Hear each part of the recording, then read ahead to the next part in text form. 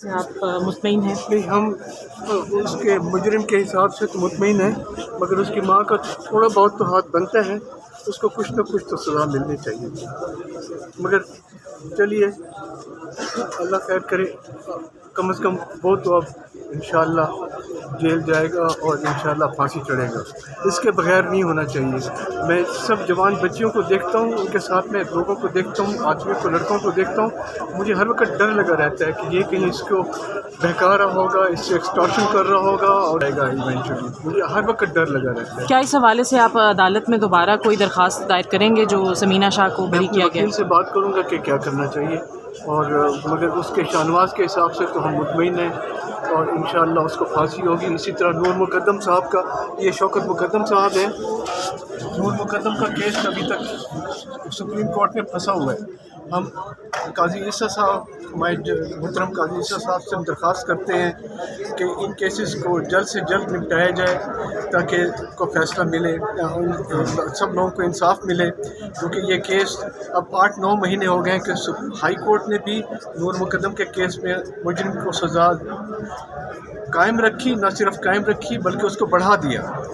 اور اگر ہم ہائی کورٹ گئے تو میرے خیال میں اس کی ماں کو بھی سزا ضرور ملے گی۔ ہم 109 کا چالان جو ہے اس کے خلاف واپس نہیں لے رہے، کیونکہ ہمیں شک ہے کہ اس نے بھی تعاون ضرور کیا ہے، اور شاہنواز کو بھی سزا ملنی چاہیے اور اس کی ماں کو بھی سزا ملنی چاہیے۔ ملزم جو ہیں وہ کافی زیادہ ہائی پروفائل تھے، تو اور تو کوئی مشکلات نہیں تھی، مگر یہ ہے کہ ذرا ٹائم جو ہم ایکسپیکٹ کر رہے تھے اس سے ذرا 2-4 مہینے زیادہ لگ گئے، اور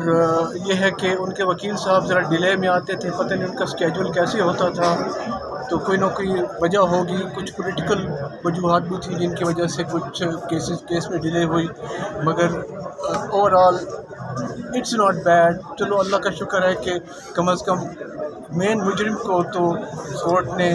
سزا دی ہے، اور ہم یہ چاہتے ہیں کہ ہم انصاف ہوتا ہوا بھی دیکھیں، یہ نہ ہو کہ یہ پڑے 2-4 سال کے بعد پتہ لگے کہ ہر کوئی بھول گیا ہے، اور پتہ لگے کہ یہ لوگ باہر پھر رہے ہیں،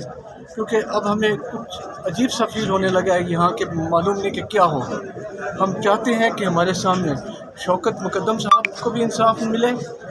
نور مقدم کے کیس میں، اور سارہ کے کیس میں ہمیں بھی انصاف ملے۔ ہم آپ سے درخواست کرتے ہیں، آپ لوگوں کا بہت بہت شکریہ، آپ لوگوں نے ہمارے ساتھ بہت تعاون کیا، اور آپ کے بغیر ہماری آواز بلند نہیں ہو سکتی تھی، اور آپ لوگ میرے خیال میں اس ملک کے لیے، انصاف کے لیے، ڈیموکریسی کے لیے، اور لوگوں کی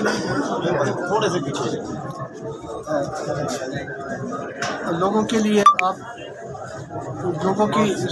مشکلات کے لیے آپ لوگ بہت بڑا کردار ادا کر رہے ہیں۔